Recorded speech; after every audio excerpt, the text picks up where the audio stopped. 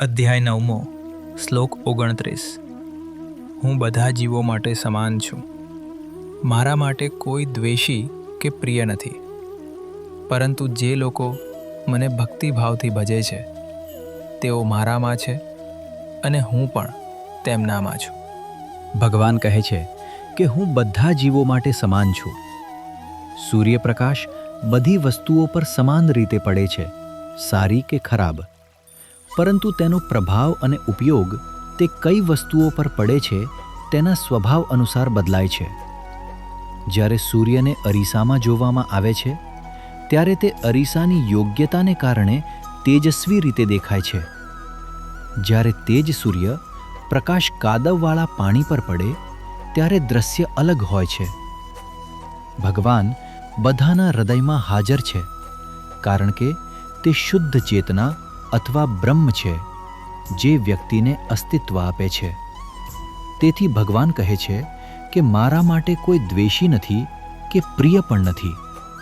તેમની હાજરી ફક્ત ભક્તના શુદ્ધ હૃદયમાં જ સ્પષ્ટ હોય છે. જેમ જેમ વ્યક્તિ પોતાને ભગવાનને સમર્પિત કરે છે તેમ તેમ વ્યક્તિ શુદ્ધ થાય છે અને તે વ્યક્તિમાં ભગવાનની હાજરી સ્પષ્ટ દેખાવા માંડે છે. ભગવાન એ પણ ઉલ્લેખ કરે છે કે જેઓ મારી પૂજા કરે છે.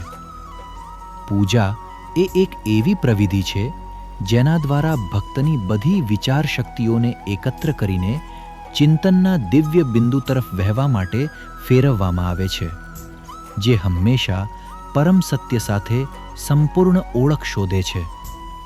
જ્યારે આ કાર્ય ભક્તિની ભાવનામાં કરવામાં આવે ત્યારે ભક્ત પૂજાના વિષય સાથે તેની સંપૂર્ણ એકતાનો અનુભવ કરે છે.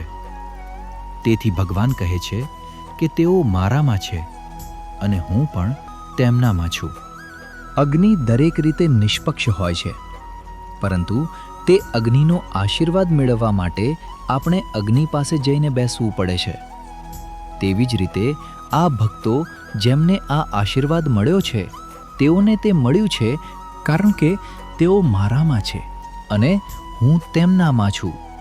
તેથી આપણે પરમાત્મા પાસે જઈને તે વાસ્તવિકતાનો લાભ મેળવીએ જે તમારામાં, મારામાં અને બધા લોકોમાં છે. પરંતુ સત્ય એ છે કે ભગવાન બધા જીવોમાં સમાન છે. દરેકને દિવ્ય આશીર્વાદ મળશે. સૌથી ખરાબ માનવી, પાપી, સંત, સામાન્ય ભક્ત અને ખૂબ જ શુદ્ધ ભક્તો પણ, બધાને